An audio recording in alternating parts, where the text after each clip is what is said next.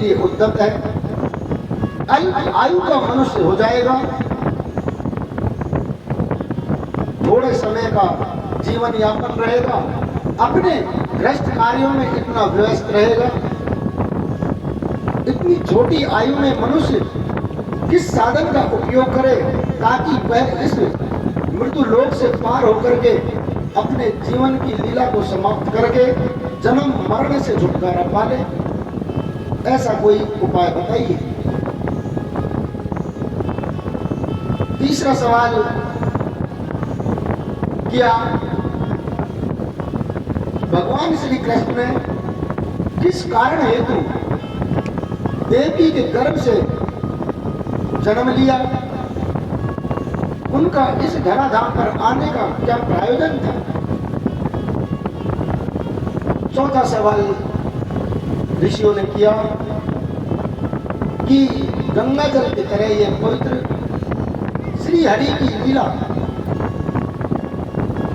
इसमें ब्रह्मा विष्णु महेश तीन देवों की रचना किस कार्य हेतु हुई और इनके क्या क्या कार्य रहे,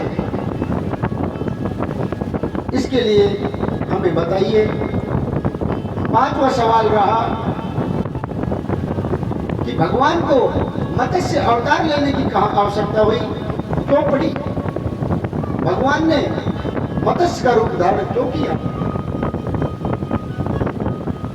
और छठा सवाल ऋषियों ने किया, हे सूत जी महाराज, जब श्री कृष्ण भगवान इस धराधाम को छोड़ करके गोलोक धाम पधार गए तो धर्म किसकी शरण में गया।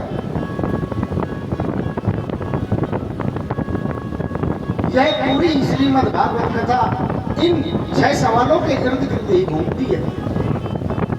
इसके अलावा और आपको कोई भी कथा जो सुनाई जाएगी इनसे विपरीत नहीं है।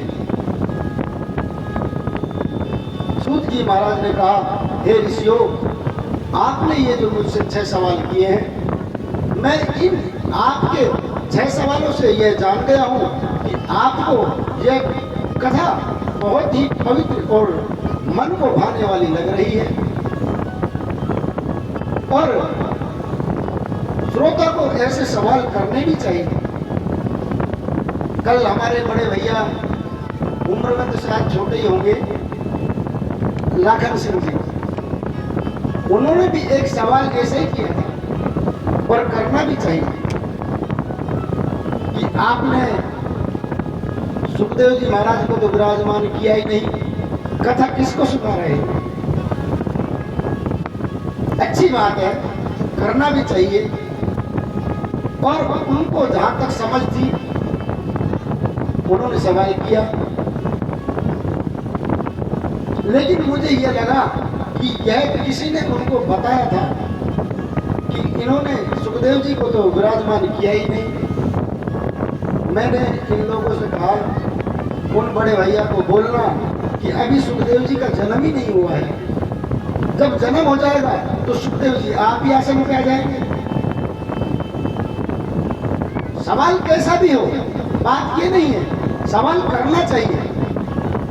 अब आप लोग आते हैं तो आपके अगर कोई मस्तिष्क में कोई सवाल समझ में नहीं आता, कोई कथा रह जाती है तो आप सवाल किया करें। आज यहाँ पर ऋषियों ने सवाल किया और शौनक जी उनका एक एक करके उत्तर देते जा रहे हैं और यह श्रीमद् भागवत कथा